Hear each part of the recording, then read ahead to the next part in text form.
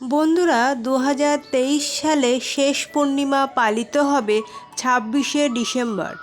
এবছর একাধিক শুভ যোগে পূর্ণিমা পালিত হবে।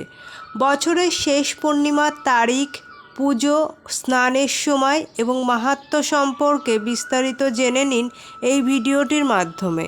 অমাবস্যার মতোই পূর্ণিমারও বিশেষ মাহাত্ম্য রয়েছে। পূর্ণিমার ব্রত পালন করলে ব্যক্তি জীবনে সুখ সৌভাগ্য লাভ করতে পারে। পূর্ণিমা তিথি শুরু হচ্ছে 26শে ডিসেম্বর সকাল 5টা 46 এবং পূর্ণিমা তিথি শেষ হচ্ছে 27শে ডিসেম্বর সকাল 6টা 2। উদয়া তিথিতে 26শে ডিসেম্বর পূর্ণিমা পালিত হবে। এই পূর্ণিমার স্নানের সময় হল সকাল 5টা 22 থেকে 6টা 17 মধ্যে। এই পূর্ণিমা তিথিতে সত্যনারায়ণ পুজোর শুভক্ষণ হল সকাল 9টা 46 থেকে দুপুর 1টা 39 পর্যন্ত। চন্দ্রোদয়ের সময় হল সন্ধ্যা 4টে 45। লক্ষ্মী পুজোর শুভক্ষণ হল রাত 11টা 54 থেকে মাঝরাত 12টা 49 পর্যন্ত। এই পূর্ণিমা তিথিতে শুক্লযোগ ব্রহ্মযোগের সংযোগ থাকবে।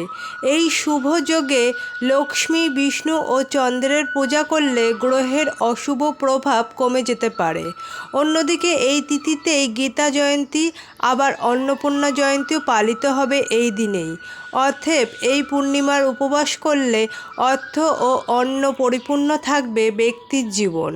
শাস্ত্রমতে এই পূর্ণিমা তিথিতে ব্রহ্ম মুহূর্তে উঠে কোনো পবিত্র নদীতে স্নান করা উচিত। আশেপাশে কোনো নদী না থাকলে বাড়িতে গঙ্গাজল মেশানো জল দিয়ে স্নান করা যেতে পারে। পাশাপাশি এই তিথিতে লক্ষ্মীনারায়ণের পূজা করা শুভ। বিষ্ণুকে হলুদ রঙের ফুল, পোশাক, হলুদ মিষ্টি নিবেদন করবেন। এছাড়াও এই তিথিতে সত্যনারায়ণ ব্রতকথা পাঠ করা অত্যন্ত শুভ।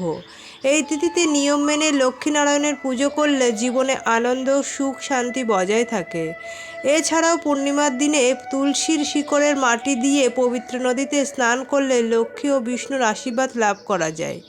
এই তিথিতে যা দান করা হয় তা 32 গুণ অধিক শুভ ফল প্রদান করে।